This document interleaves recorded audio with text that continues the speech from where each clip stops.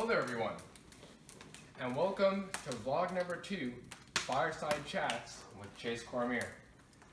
For this vlog, I'm going to be talking about a TED Talk that I watched earlier today, which is how to lead a conversation with people who disagree.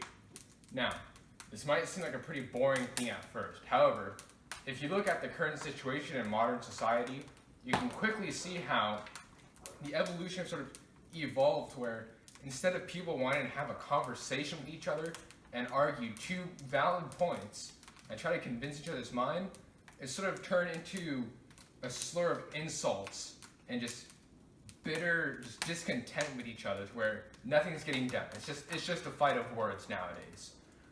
But let's go ahead and get into the TED Talk, what she talks about, and then I'll go ahead and offer my opinion on the whole thing. So, the TED Talk starts off with her explaining how she's a journalist who decided to do an experiment in 2016 where they got 25 Trump supporters and 25 Hillary supporters, and they put them all in one group chat, and they moderated the group chat to see what would happen. Now, first they started off by asking either side what they think or let me rephrase it a little bit. So let's say they asked the Trump supporters what they thought the Hillary supporters thought of them. And so generally what the Trump supporters said is they thought that the Hillary supporters thought of them as rednecks, hillbillies, hicks, who are out in the mountains, screwing their cousins, barely literate. You know, the typical, stereotypical thought of a Southern person. Now these people were from Alabama.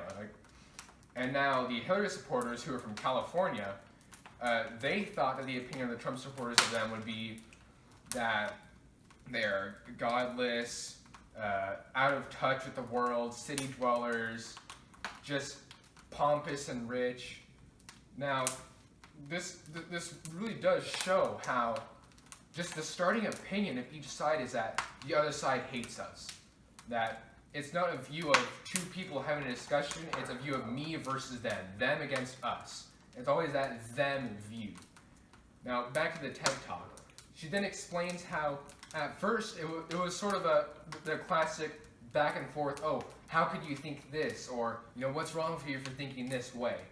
But then they figured out that throughout the conversation, while it's being moderated, a sort of curiosity sparked up where everybody was sort of relieved to be able to ask the other side's questions. And it became a lot more mutual, a lot more understanding, where they realized that they have a lot more in common than they do apart, which I think is, of course, a very important part of having a well-balanced and not hostile society. Now, following that, I believe the group chat that they had them in lasted for a month, maybe more. But then, after the group chat ended, or after the experiment had ended, 2/3 of the people that participated actually went on to start their own group chats with differing sides, and they had their own moderators from every state, so that they can continue this experience of just being able to have a civil conversation with each other, without the whole antics of modern politics, the them versus us, the name calling, the labeling. Without this, actual progress is able to be made. People can have a conversation and discuss their side, and instead of in a conversation or an argument just trying to inflame your own base or support yourself even more, they reach out to the other side. And that's the whole point of an argument, is to try and convince someone, not try and stroke your own ego and pump up your own side of the argument. Which, now we're going to start moving on to my own side of the opinion. I'll also go back into the TED Talk on certain parts, but in my view, it's almost impossible to have a conversation or an argument in the modern society just regularly. So if I was to go up to, let's say, somebody in school and start a conversation on politics, it would be ugly. It would be, I wouldn't want to be a part of that. I would never do that. That's just gross. Unless it's an A-push. That's a different story. But what this leads to is the radicalization that has happened. There's this divide in between the two sides that it seems like every day is just drifting further and further apart. Think of it as two boats in the water, just tugging away from each other with a rope tied between, but that rope can extend. I think that works. Anyways, the question that I have about this is how long can those boats, or how far can those boats go from each other? Because right now they seem pretty far apart. Like, let's say if somebody from San Francisco, California went to Richmond, Virginia and started talking politics, it'd be fair to say they'd be called out pretty quickly and nobody would want to talk to them.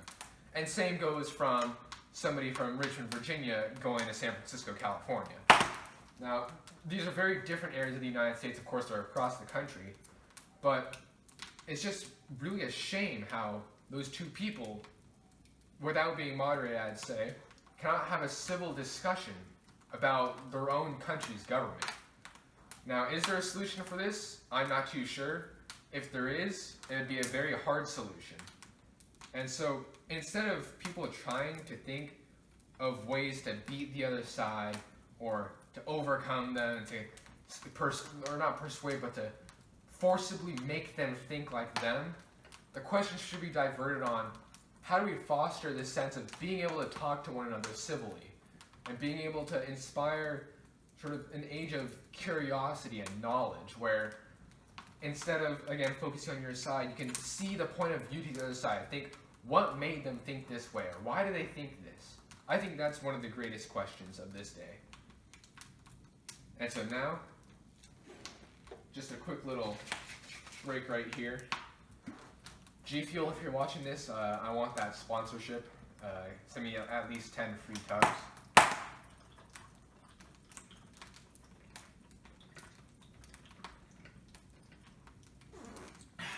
That's good. And so, back to it. I really hope that anybody that views this vlog, if you are viewing it, except for Mrs. Jones, of course. So anyone that views this vlog, I hope you take something away from this, where you can sort of point out your own flaws, because that's where everything starts. You can't start out by judging others and going, oh, this is how you should fix it, oh, this is how you should do that. Because everything should start with yourself. Look inwards to you and think, oh, well, how can I fix this? So that once I have fixed it, then you can focus on other people. Because that'd be pretty hypocritical to be thinking some way and tell other people to think a different way. So again, focus on yourself. Focus on what you can do better. How to understand the other side. How to be actually open-minded. I'm not talking about open-minded as in, oh, be open-minded, see it my way, and then stay thinking my way. Don't think about it the other way. That's not being open-minded, no. Being open-minded is understanding every aspect of an argument. There is no black and white of anything. It's always a gray.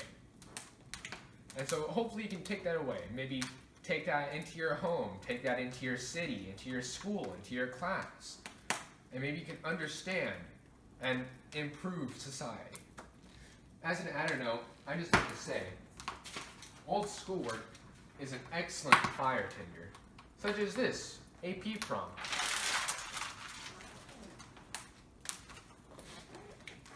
Anyways, I hope you enjoyed this vlog. I don't think it was as long as the last one. The video was a lot shorter than the article that I read last time. But I did think that it was a very interesting subject because, like I said, it is a very prevalent problem in our society. And if it's not addressed soon, it's going to snowball and just spiral into an even bigger problem.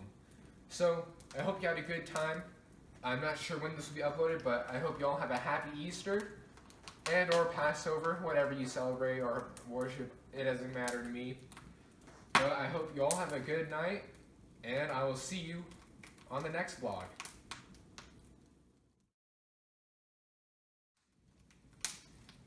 Hello everybody, and welcome back. I forgot to mention hyperlinks in my video, because I am a doofus. Now, for a hyperlink that I saw, it was one about how it was titled, How to Fix the Broken Media System in the United States. Now, I do agree that there is something wrong with the media system right now. And the TED Talk goes over how the media uses a lot of fear and fear-mongering in order to just get rates. Instead of reporting the news and reporting it how it is, the media has turned to using fear tactics and other hyperbole in order to just garner views and garner ratings in order to boost their income, of course. Now, one of the proposed one of the proposed ways to resolve this was that, well, she had multiple ways, such as there being like an oath that journalists should take, and also just embracing the complexity of life and how using the simple way of explaining something is not usually the right way. Having a complex reasoning behind explaining something is typically the way of fact and getting it right. So now as a quick little hyperlink, I'm going to insert this in the end. Here's the link to both articles. I'll probably have them alternating back and forth. And make sure that you like, subscribe, and comment on what you want me to talk about next. I mean, there's a multitude of different things that I could go over. So I hope you enjoyed, and now for real, I'll see you next time.